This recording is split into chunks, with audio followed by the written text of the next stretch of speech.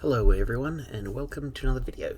So today I've got a selection of Stargrave Mercenaries from the recent female Stargrave Mercenaries box set. Now I already painted up a fairly complete force of Stargrave Mercenaries, but I kind of just love this particular kind of like generic science fiction type figure, especially all of the weird aliens. So yeah, since the opportunity arose, I bought a box and I'm just going to paint up just a small selection to add to my already substantial Stargrave force. So let's get to it.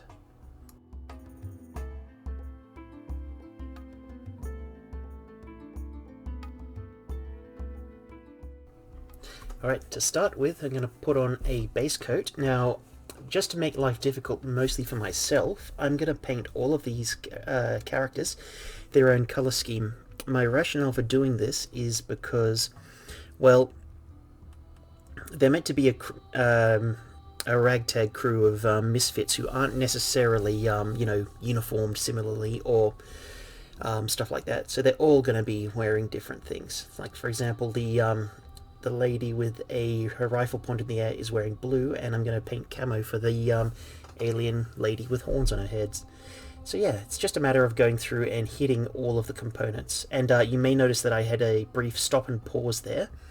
The reason for that was because I noticed that as I started this project, I'd forgotten to completely do the bases as I usually do with these miniatures. So I just quickly stopped the recording and finished the bases. And now we're back on track to paint, essentially.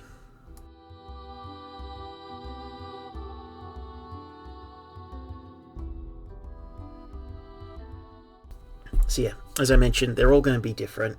I will mostly focus on a couple of these miniatures from the set. I won't really do all of them because it would be a little bit insane to cover the details of all of them.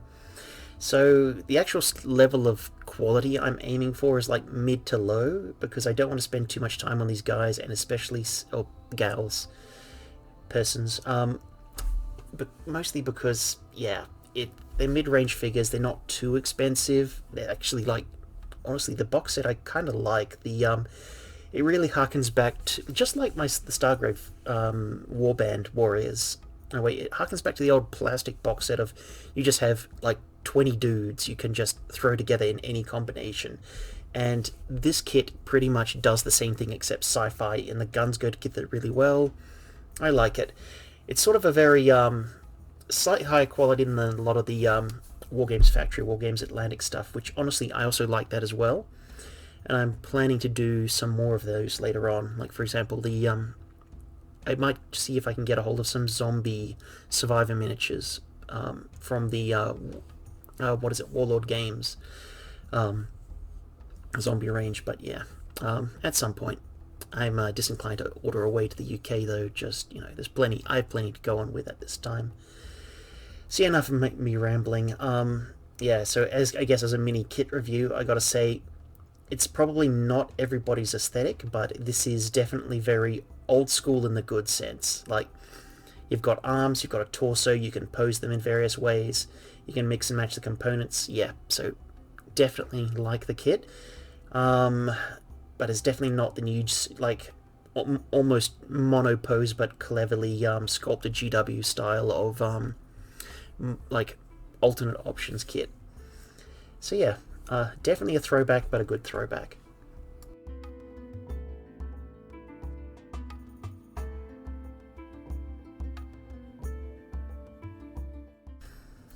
So yeah, as I mentioned, they're all getting slightly different colors. So just thinking about the outfits, the look I'm mostly going for is meant to be, a generic ragtag crew. Like, I've already done like a set of the crew and, painted them in a, similarly haphazard fashion, trying to focus more on like civilian wear or utility wear rather than like military wear. So these guys would tend to lead more towards military, but I'm still adding in like civilian-esque style like jumpsuits and clothing as well, just to get a bit of a mix of garments in the crew.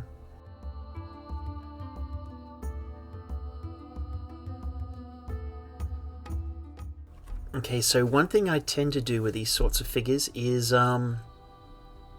deliberately contrast the colors on the figure. Like, for example, this lady with her blue, like I assume one piece like combat suit.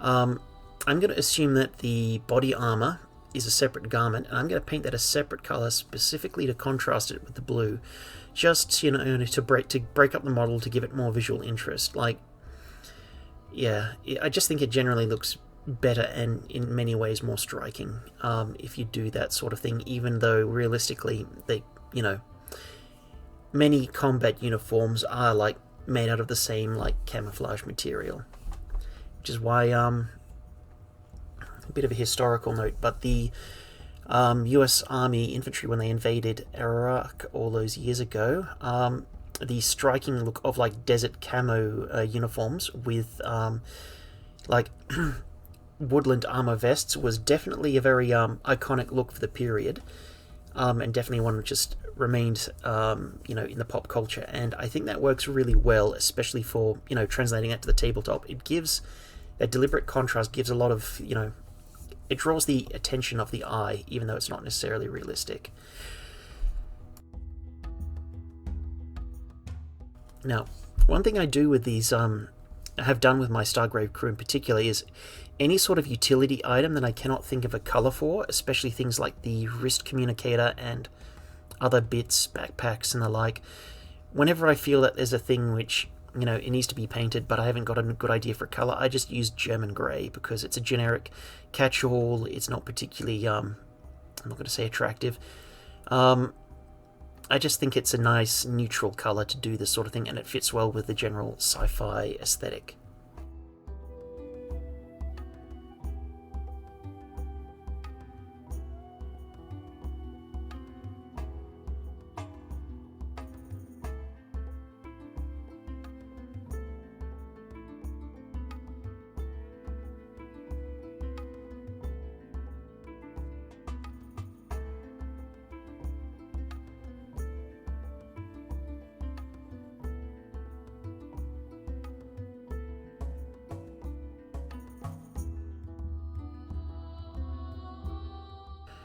But yeah, I'm also going to go with the whole generic, like, same colour for the guns mostly, apart from a few parts. Like, generally I'll paint the body and stock of the gun the German grey, and I will paint the, what's it called, magazine's metallic later on. Oh yeah, and I should mention that these are, you know, going for mid to low tabletop quality, so once all of the colours that require black shade are down, it's getting a black shade.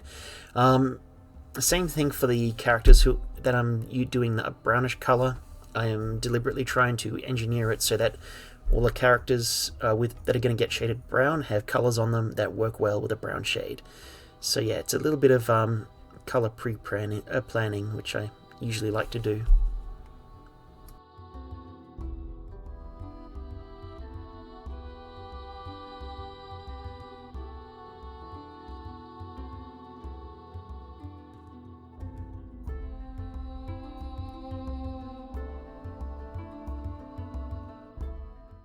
Now, I've done it mostly off camera, but this lady's camo uniform, the green has some, you know, various splotches of black and brown, but the actual armor plates I'm going to paint sort of separately, so they're just going to be, you know, a generic tan brown color.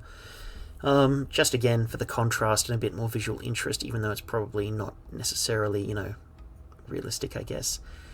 Yep, simple as.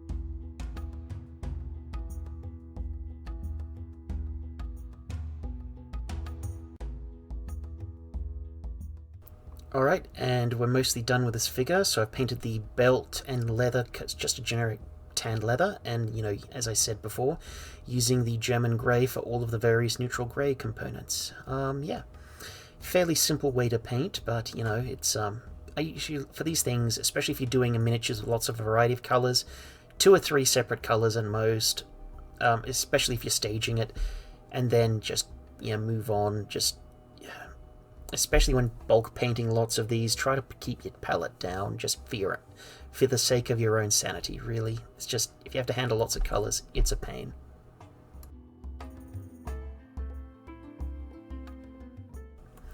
So this particular alien is going to be a little more stylish than the other two that I'm focusing on. Doing white like panels and inserts for the, I guess, armor. So maybe this is more of a fancy and salubrious, like a person who has custom armor that is built more for aesthetics rather than practicality.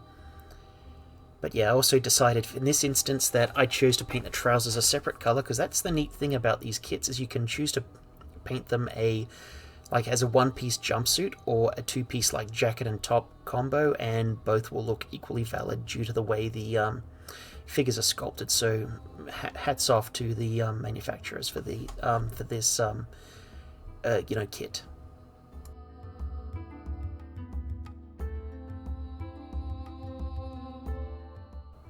So yep, as mentioned previously, the miniatures painted with mostly brown toned colors, gonna get a brown wash. I basically did this with the three other miniatures in this set. I'm not going to go into full detail for all of them for the reasons which I've mentioned previously, because quite frankly it will be all here, and the original cut of this video without recording was an hour, and I want to cut that down a bit to a bit more of a sane amount. Quite frankly, I think these are already a bit overly long, but I honestly don't know how to shorten them, I guess. Well, because I know you all don't really watch these too far in, 2 minutes at most. So I guess if you're staying here, you're mostly staying for my voice, which is a bizarre thing. Anyway, so, yep, here we go. Now the wash has settled and dried, just go through and resketch in that base coat, just like every other miniature you've seen me paint. Just, get a slightly finer tipped brush and, sketch in the highlights. Well, not highlights, the mid-tone. It's a simple process. Yeah.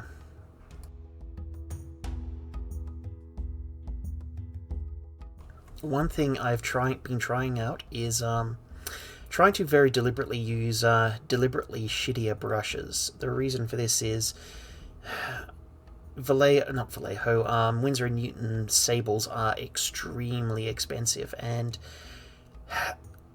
early on when I was trying them out, I went through a lot of them painting, perhaps not exactly the best kind of miniatures for them. So I've deliberately been looking for and practicing my brush control for bristles that aren't necessarily going to be the best quality around.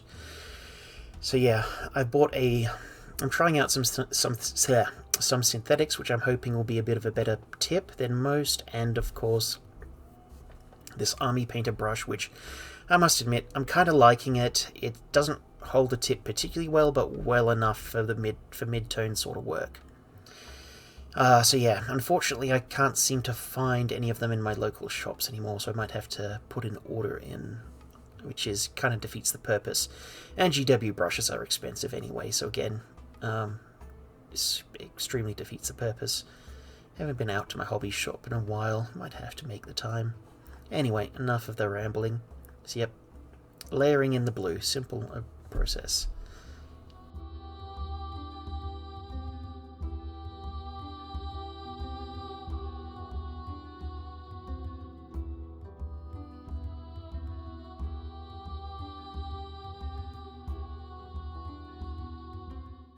And obviously also relayering in the grey for the body armor, and I'll do a similar sort of thing for the German grey of the backpack, belt kit, belt, and other bits that are painted that colour.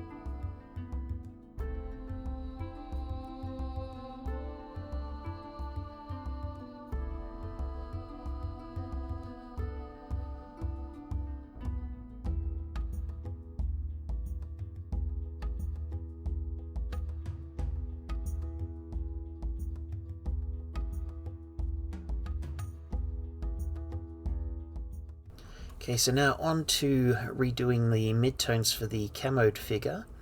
So I'm not relayering the armor really, or at least not in a huge amount. Just a few taps here and there where I think the wash could use a little it could use a little lightening, but otherwise I'm just leaving the uniform alone. I did foolishly try to highlight it with my usual method of buff heavily glazed down, but I didn't think it looked particularly well, so I think I just restricted it to some of the more extreme highlights once I get up to that stage, but that won't be for a while due to the nature of this project. But yep, simple, just, re-establishing the midtones. It is an easy process.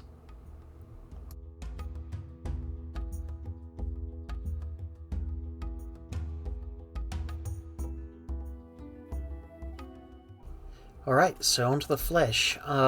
So I'm leaving the all of the highlights till very last, because I fully expect that while doing this I would get a little bit of a splash onto the other colours, so I'm just going to have to go back and neaten all that up at a subsequent stage. So yep, flesh goes on 2 to 3 coats. You've heard it all before. It is a fairly simple but time-consuming process.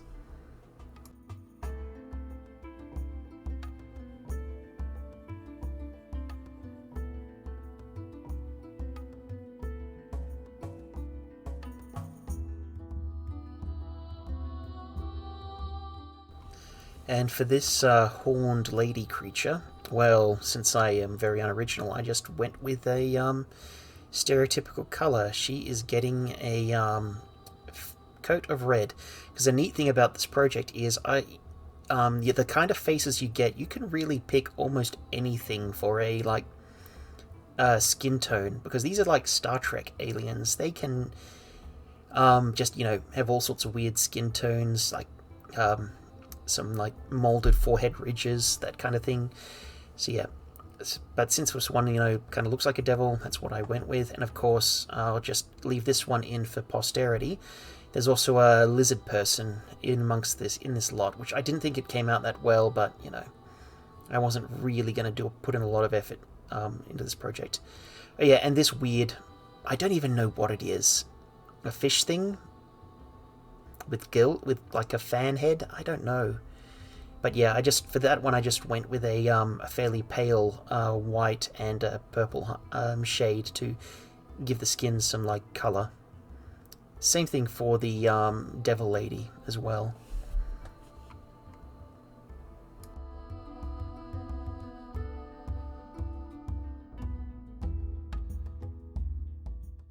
So just like with the clothing colours, relayering the midtones on all these miniatures, and since it's a much smaller area, the time between stages is getting shorter and shorter. That's a neat thing about these sort of projects, is that you can really feel the time collapse as the miniature starts to, become more and more complete. It's just a nice feeling as it starts to take shape. Yeah. Sorry, just philosophizing a bit there about this stupid hobby that I enjoy. And of course, it's the steps get smaller and smaller, so it's just easy to switch between the figures if you're production lining them like this. Yep, obviously the production lining method for painting armies is much, much easier if you have a completely uniform scheme. Less practical when you've got, an ensemble cast for a science fiction starship.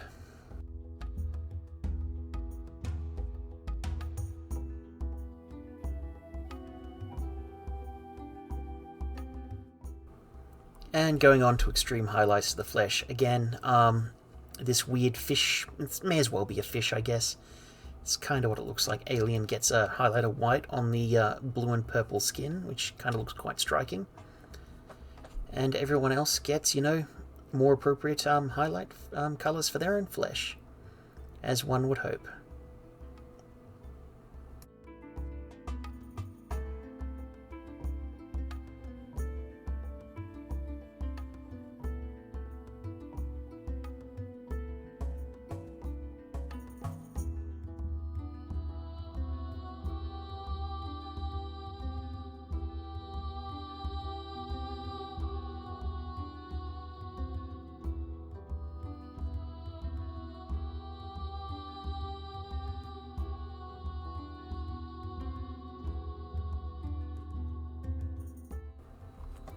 Alright, and our devil lady here gets orange as her final highlight for her flesh. Yep, and that's pretty much it. Yeah, moving on.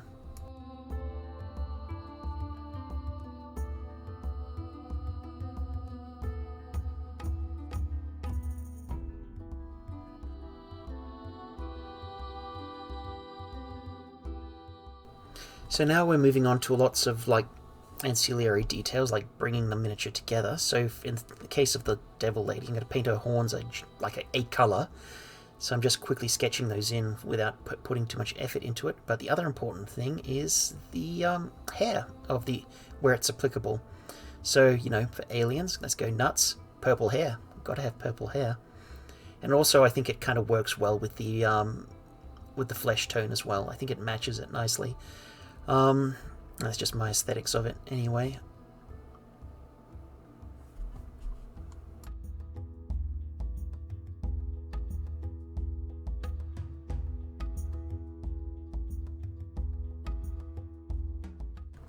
Now, I was really equivocating about this lady's hair. I was going to give her full, like, dyed pink hair, but I chickened out at the last minute and just made her a blonde. I don't know. I just thought it would be a bit too much for the rest of the miniature. Because it's like it's already fairly neutral, and so I decided, yeah, let's just go with a neutral hair color rather than something striking.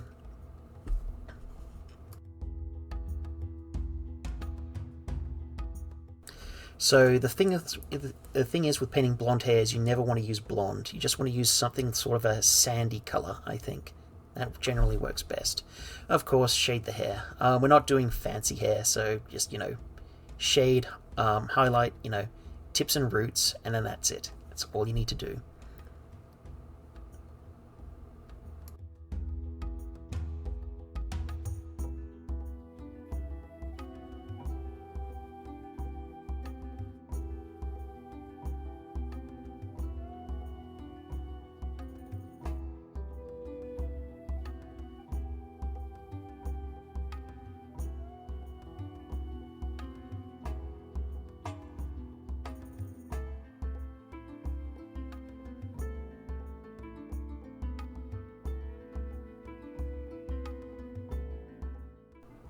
Alright, now onto the somewhat laborious process of highlighting everything else on these miniatures.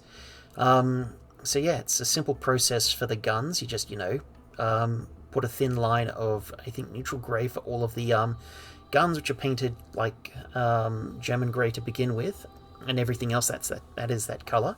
And for every other colour on the miniatures, I generally make up a highlight with base colour and buff or white mixed in as appropriate. Yeah, I generally think that, especially when you have to worry about this many colors to sort out, don't overthink your highlights. It's probably just not gonna. It's gonna drive you insane.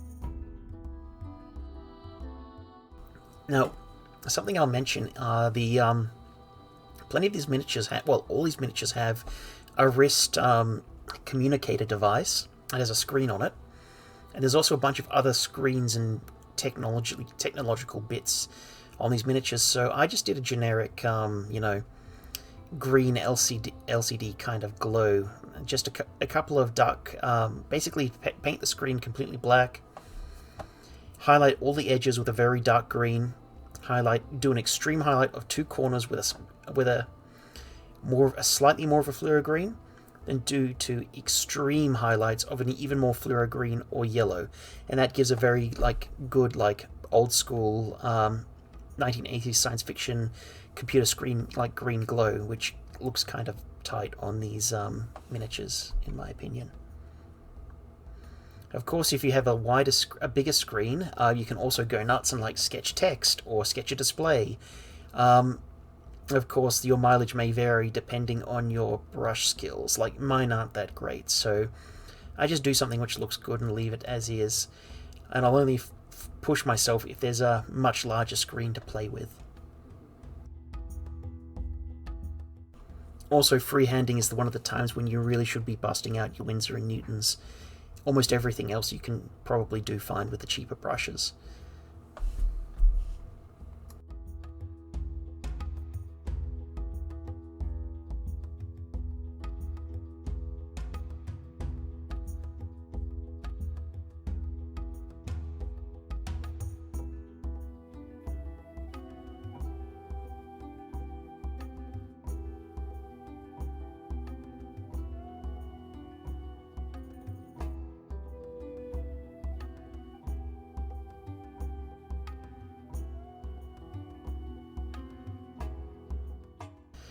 Yep, so same deal for the other two miniatures we're focusing on, just hair highlights are done. We're just focusing on the remainder of all of the highlights. It gets, I don't know, in terms of time taken, highlights really don't take that long compared to getting the base coats down, because you've got to get 2 coats down, drying time, but yeah, highlights you can just sketch on and then you're done. And the only real additional factor of time is how many highlights do you want to do? Do you want to make additional highlights to make even more extreme edges? That sort of thing. Yeah. See, as you can see, I'm just like going through and gunning it. You have to have painted like this a lot for a lot of time before you can just like, I think, really achieve this sort of flow, I think. Which is well, I'm not going to say it's unfortunate, because it's like any sort of skill. You need to put in the hours to practice at it. Like my first miniature was horrible, and my miniatures these days, after several decades of painting, I'd safely classify as mediocre now. I'm not naturally talented. Anyway, yeah, so just a matter of putting in the work.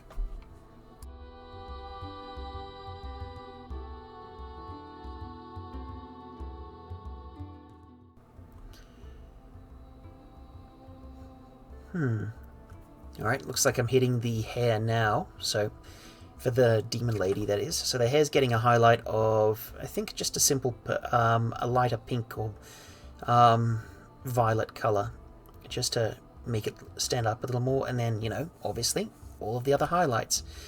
Simple, quick process, just needs steady hands and a decent brush.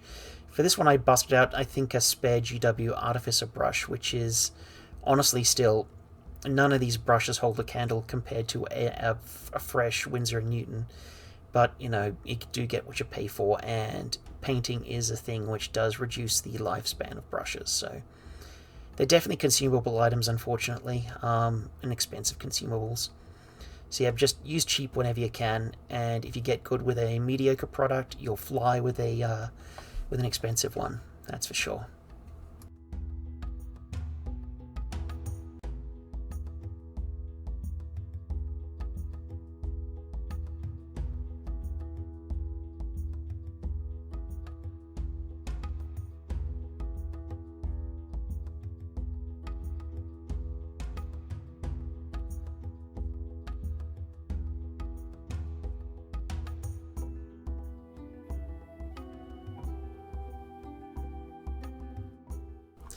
And of course, where would a painting project be without the eyes? So for the aliens, you know, go nuts. This lady, I did green with a slightly darker accent colour. I don't remember which one. We'll have to wait and see. Yeah. It's mostly a matter of, like for painting eyes, you obviously need 2 contrasting colours. You need a base, and then you need a sharper pupil, because if you are going to do eyes, you are going to need to see them, so you're going to need to provide a little bit of, you know, oomph to make them pop. So I think I may have tried going for red, but then thought against it due to it being, you know, her entire face being red. What did I end up doing? I can't even tell. It doesn't matter. Yep, obviously, since I'm a person who likes to black rim my bases, I'll just quickly do that. And finally, the metallics on the various guns. So I'm using my Vallejo Model Air Metallics, which are by far the best. Just look at how well it goes on. And that's 1 coat. Yeah, so generally I just pick up 1 or 2 items on the miniature which are appropriate for metallics. In this case, it's the invariably the rifle magazine and the barrel assembly. Get a metallic layer. and any knife handles or blades that are visible on the model and not like sheathed like the handle of her machete there. And of course, same deal for everyone else. And the scope there is like getting a metallic layer. Just again, realistically the metal would be blacked or blued, so it'd be a lot less shiny, but I kind of like this because it also gives a lot more contrast to the miniature, which I think really does like make it pop a little bit.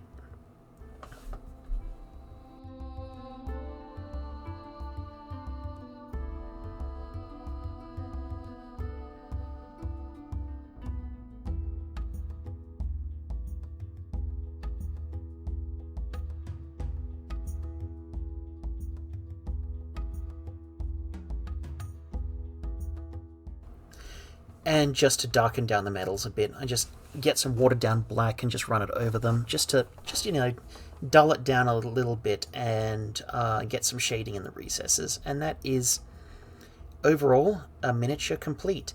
Now let's move on to the final result.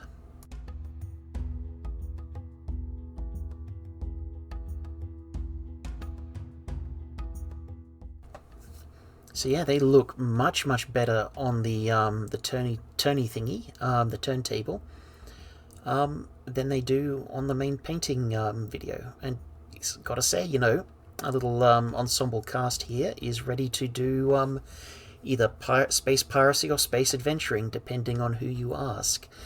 So yeah, again, I really love these line of kits from like. For fantasy, the Frostgrave ones. For science fiction, the Stargrave ones. For, you know, a bunch of science fiction / fantasy like yahoos to roll around the table with. Yep. I don't know. I just think they're really neat, especially the things you can do with the like the alien heads, the styles of guns available to you. It's just all of it's they're very fun miniatures. You don't see them a lot these days in a world of extremely hyperbolic GW, like self-serious kind of miniatures. And you know, what is else even there? Like Infinity has its own thing, its own aesthetic. You don't see a lot of this anymore, so I'm glad to be able to hit it when I can. Yeah, so one thing I'm going to try and do is acquire more white metal miniatures from the UK, from the smaller manufacturers, because I think those are the ones where you find a lot more character these days, and I kind of like the aesthetic a lot more compared to a lot of the modern miniatures. But anyway, so yeah, overall, very happy with how these guys turned out. Is there another addition to my Frostgrave, my very large Stargrave crew? And at some point I'll get them out on the table, but who knows when that will be. My gaming buddy is having a bit of a, you know, not really painting at the moment, and we're all busy with life, so not really getting into many games these days, but another one of mine is potentially going to be doing some stuff after Easter, so that'll be good. Not Stargrave or any of these guys, just other things. So unfortunately for these ladies, they'll remain in my miniatures cabinet for some time. So I think that's pretty much it for me. I have yammered enough. I hope you've enjoyed this video and that you've gotten something useful out of it that you can take to your own painting. Have a nice day. See you later.